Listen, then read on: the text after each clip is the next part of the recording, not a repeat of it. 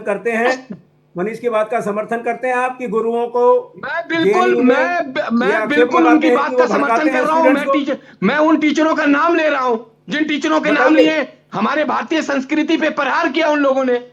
कमाल की बात कर रहे हैं, हमने भी पढ़ाई करी है। आपकी विचारधारा की वो बात नहीं करें तो आप एक स्टूडेंट लीडर को टारगेट कर रहे हैं बैठ के चैनल पे। आप बताइए कन्हैया ने किस तरह की हरकत करी थी, क्यों कन्हैया जेल गया, क्यों कन्हैया जेल गया, क्यों आज तक वो चुनाव नहीं जीत सका, सिर्फ इसी कारण कि उसने किस तरह की बात करी। आप एक टारगेट करने लगे। यंग लीडर है, माननीय, उनकी आपको रिस्पेक्ट करनी चाहिए तो आप टारगेट कर रहे हैं। वो आपको क्यों नाम लेंगे? अभी वो विश्वविद्यालय में पढ़ रहे हैं, आप टारगेट कर रहे हो बिना मतलब क्या? संजय जी, आपका भी कुछ रिएक्शन था। खैर बात ये है कि बात एक और डीयू में कांग्रेस का छात्र नेता है, ड्रामा करता रहता है, उसका नाम लीजिए ना। जिस तरह की तोड़फोड़ कर रहा है, को हर शिष्य को एक ही नजर से देखना चाहिए, सारे शिष्य बराबर होने चाहिए, लेकिन ऐसा नहीं होता तो स्टूडेंट के अंदर भी हीन भावना आती है। मनीष, मैं गलत नहीं हूं, गुरु होता है, लेकिन अगर कोई विचारधारा से ग्रसित गुरु है जो विचारधारा की वजह से हमारे संस्कृति पे प्रहार करता है, भारत के संस्कार पे अगर वो प्रहार करेगा, कम्युनिस्ट विचारधारा को थोपेगा, राष्ट्र को बढ़ावा देने में वो अवरोध करेगा, बाधा बनेगा, हम उसका विरोध करेंगे। जिलानी जी, जरा संजय जी का भी रिएक्शन ले लेते हैं, समय बढ़ रहा है। 5 सेकंड मैं अपने छोटे भाई मनीष चौधरी से सिर्फ एक सवाल पूछना चाहता हूं जो इन्होंने आरोप लगाए हैं। इसका ज्ञान आपको कब हुआ? आपने जेएनयू में एडमिशन लेने से पहले कोई भी छात्र जहां भी जाता है, जिस भी संस्था में एडमिशन लेता है, उसके बारे में अध्ययन करता है। जेएनयू कोई नई संस्था नहीं थी। जेएनयू के बारे में आपने पढ़ा होगा, वहां के कल्चर को आपने महसूस किया होगा। एडमिशन लेने के बाद मालूम पड़ा, एबीपी ज्वाइन करने के बाद आपको कब मालूम पड़ा कि वहां के शिक्षक पक्षपात करते हैं? जरा ये बताएंगे। कोई कहीं पूर्ण ज्ञानी होके नहीं जाता है, ज्ञान लेने के लिए वहां जाता है, कोई पूर्ण ज्ञानी नहीं होता कभी। तो जो आप बता रहे हैं ना कि जो अफजल गुरु था उसके लिए वकील के लिए पैसे जो कहां से जाते थे आपको पता है कहां से जाते थे? तो आप लोग सीधे सीधे उसी पर आरोप लगाने की कोशिश कर रहे हैं। सॉरी, मैं इससे सहमत नहीं होंगी। मनीष एक स्टूडेंट है, अगर उसने अपनी बात रख दी, उसका कोई ऐसा अनुभव रहा, मैंने मना नहीं किया, लेकिन मैंने पूछा कब मालूम पड़ा? अनुभव अगर उसका ऐसा रहा, उसने बात रख दी, तो आप लोग तो सीधे सीधे ये सही बात कह रहे हैं यहाँ पे जिलानी जी की आप टारगेट कर रहे हो और उसी से ऊंची आवाज से पूछ रहे हो कि बताओ ऐसा कब हुआ? प्रोफेसर अनुपमा रॉय के ये बारे में गलत पूछ रहा हूं, है, ये गलत है। सारंगी के बारे में उसने पूछ रहा हूं, जो मैं दिव्यपान भट्टाचार्य के बारे में पूछ रहा हूं। ये बहुत कौन लोग सारे थे हैं सर, जिन्होंने बहुत जाके सारी माले खबरें की हम बात में पढ़ते हैं। अरे कितने शिक्षक हैं माले जिन पर यौन शोषण का आरोप लगा है। जो बिहार और गुरु उत्तर की प्रदेश अगर में बात चुनाव हो लड़ते रही हैं, है ये कौन लोग थे? तो जो गुरु उसके पात्र होंगे उनका सम्मान है, लेकिन कुछ गुरु ऐसे हैं, कुछ शिक्षक ऐसे हैं जो यौन उत्पीड़न में जेल में बंद है। ये हम खबरें पढ़ते हैं। तो आप हर किसी को एक चश्मे से नहीं, ये भविष्य है, मनीष भविष्य है। मैं चाहता हूं कि ये गलतफहमी में ना जाए। ये बताएं कि जिस जनता पार्टी राजनीति कर रही है, इसको ये पसंद करते हैं? पहले किसी का आरोप लगाओ, वो भ्रष्टाचारी है, वो किसी तरह का आरोप लगा, जैसे बीजेपी में ज्वाइन कर ले, वो दूध का धूला हो जाए। क्या ये पसंद करते हैं ये राजनीति? चलिए ठीक है, शर्मा से ठीक है, थोड़ी देर में मणिपुर आ जाएगा।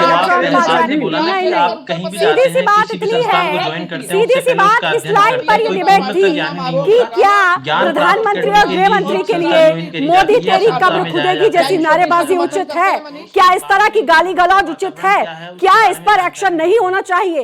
क्या इस तरह की विचारधारा, ये कुंठित विचारधारा को खत्म नहीं करना चाहिए? इस पर किसी ने जवाब नहीं दिया, बल्कि इस विचारधारा को कहीं ना कहीं समर्थन करते ही नजर आ रहे हैं, जो कि बहुत गलत है। ये आने वाले भविष्य के लिए बहुत गलत है। अगर ये कहा जाता है कि टुकड़े टुकड़े कहा जा रहा है भारत के लिए, तो बहुत अच्छी बात है। ये आपकी आजादी है, आप बोल सकते हैं, ये विचारधारा की आजादी है।